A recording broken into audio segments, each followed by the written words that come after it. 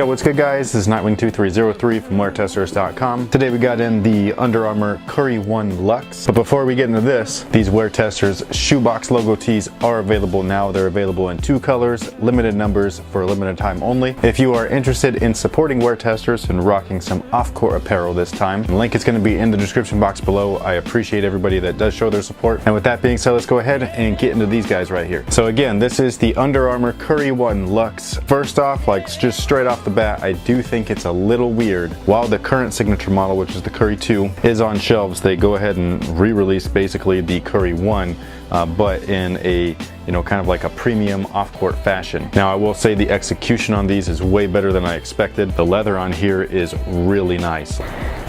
Oh, man, they smell like leather, everything. There's leather inside, there's leather outside. Some of it you can see is what they call like a vac tech, so it's kind of like embossed or debossed, I don't know which one, I always forget. And they kind of stamp in the logos, which I think is really slick. They've removed a lot of the tech branding, even though the tech is still in there. This is a charged midsole. And then the insole that they use is a micro G insole, which is cool. Like I said, all the inside is all leather and everything too. The insole isn't. The insole is just like a regular fabric. Got the SC30 logo right there on the tongue. The tongue is done up in all leather as well. I'm not going to be able to get in real close and everything to show you the grain, but it is there. This is actually like genuine leather, which I think is crazy because the retail price on these guys is $150, and the leather on this is better than other retro shoes that we've gotten from other brands. And with material such as that on a shoe like this for $150 compared to the other guys, it winds up bringing up questions. The question no longer is why can't they do this type of leather for the price that they're charging. Now it just becomes why aren't they doing it? Because they're clearly just using the consumer, the nostalgia behind it.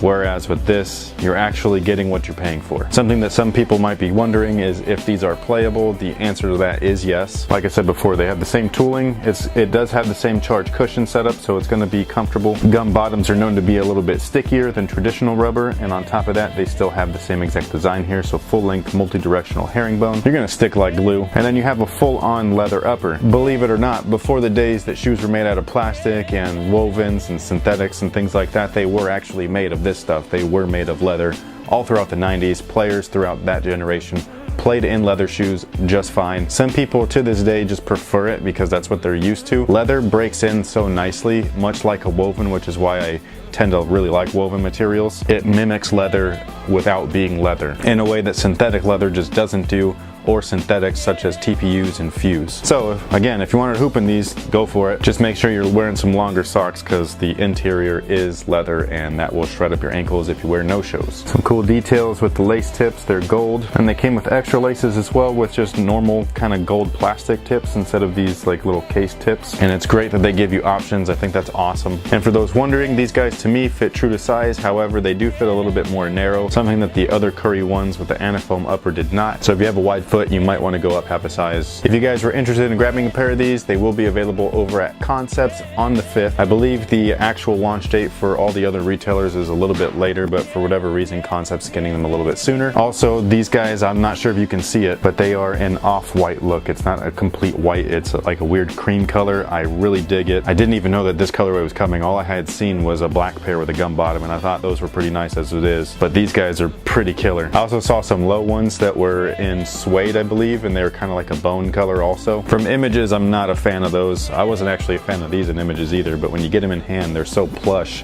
that you're just kind of like, yo, why am I buying other stuff when there are other brands that just give you so much more for your money? And I'm not saying that Under Armour is not guilty of overcharging customers, because that Curry MVP pack was ridiculously overpriced. But I bought it because I'm a Curry fan, so there you go. God damn, they smell good, man. Straight off a cow's ass, that's what these are. Here's just one more quick look at them. Again, I think that they're fresh. If you don't, then that's cool. Make sure to leave your comments down in the comment section below. Good or bad, just make sure that you don't point any fingers at me, because I didn't design these things. And let me know what you think about them. So thank you guys so much for watching. Thanks for all your support. Let me know if you're gonna cop. If you do, let me know if you're gonna hoop in them. And until next time, guys, have a good one. tail versions. So the fly knit here is nice, it's soft, it's unrestrictive, it's got the same exact stuff backing it as the regular versions, which is a nylon. You can see that both of these are white. These guys right here are the USA versions. They got a slight bluish tint to them, whereas these guys have a black thread throughout some of the little like honeycomb pattern. So that's really, I think those are super sexy. And then the other ones that are just as sexy, maybe even a tad bit sexier, are the black, white with red stripes. I don't know what it is.